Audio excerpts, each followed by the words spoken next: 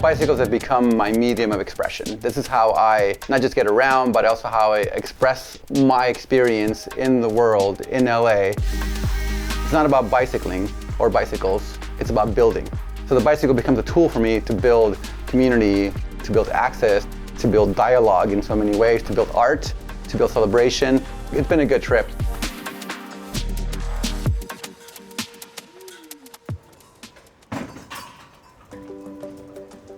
I run this space called Relámpago Wheelery. Relámpago means lightning bolt in Spanish. What we primarily focus on in the shop is dynamo lighting and wheel building. Reciclos is the nonprofit aspect of the shop space, education, and our main gig in Reciclos is to build cargo bikes in an education program using recycled bicycles and recycled materials. I grew up in this neighborhood. A lot of immigrant families and working class families. It's also really loud and polluted because of the many freeways that are built around this neighborhood because of the poor choices that LA has made historically around transportation and mobility. I was working in Hollywood at an art gallery around when I was maybe like 23, and I was living in Atwater Village, which is like a good 5 miles away. But by public trans, that's a long way away by LA standards, so I was easily an hour away. And I was taking the bus, and one day I was just running late. I was like, okay, well, what am I gonna do? I'm gonna lose my stupid art job here. I can't do this. So the only option in that moment that I had was an old Huffy that was like rotting away. Pumped it up, got on it, and just head on out. I hit this big hill, Los Feliz, and started going up, and I'm passing up cars. I'm like, wow, this is really kind of amazing. I finally get to my destination on Wilcox in Hollywood, and I was like, something different just happened. I got a workout, I'm early to my job, and I didn't spend any money. This is really like, I was like, whoa, like lights went off. The next day I go down to downtown LA looking for a bike messenger job. Next thing I know, I've been a bike messenger for 23 years, so.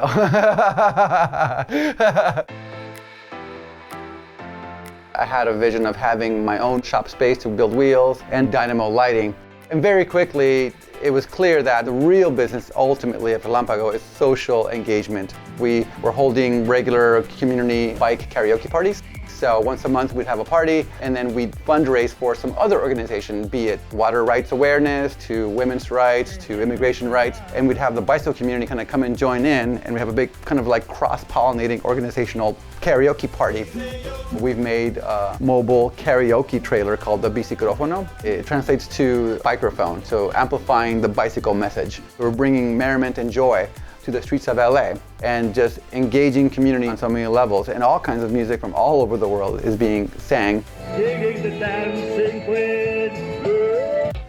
It's expression, it's engagement, it's art in motion.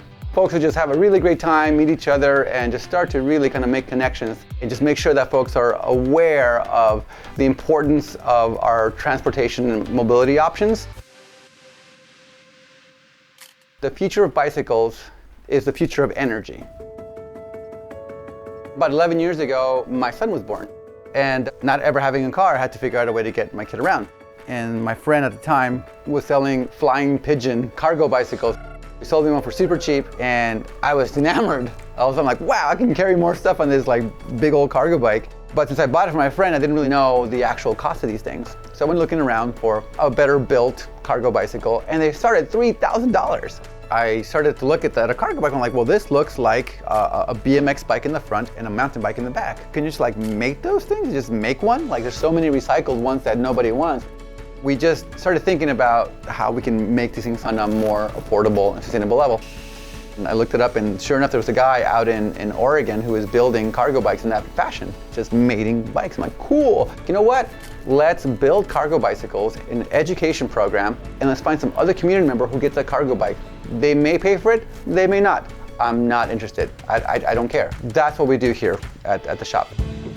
Right now, we've only worked with students, young students. See how much space we need to be equal on both sides. Make sense?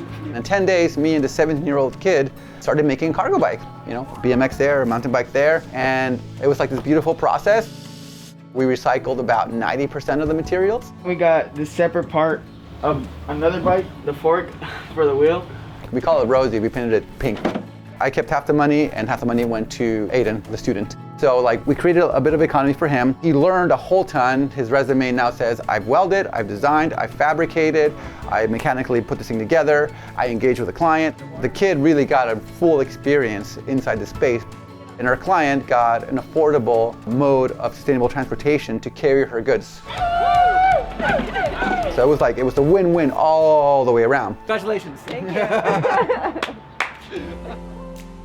I'd like to work with recently incarcerated folks. I'd like to work with folks who are transitioning out of homelessness.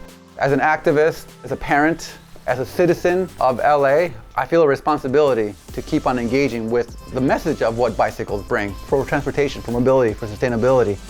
I will still be working my ass off till I'm however old. I'm not there to make $1 million, you know? My $1 million is an LA that is filled with bicycles. That's my wealth. So that's what I'm gonna keep on working on.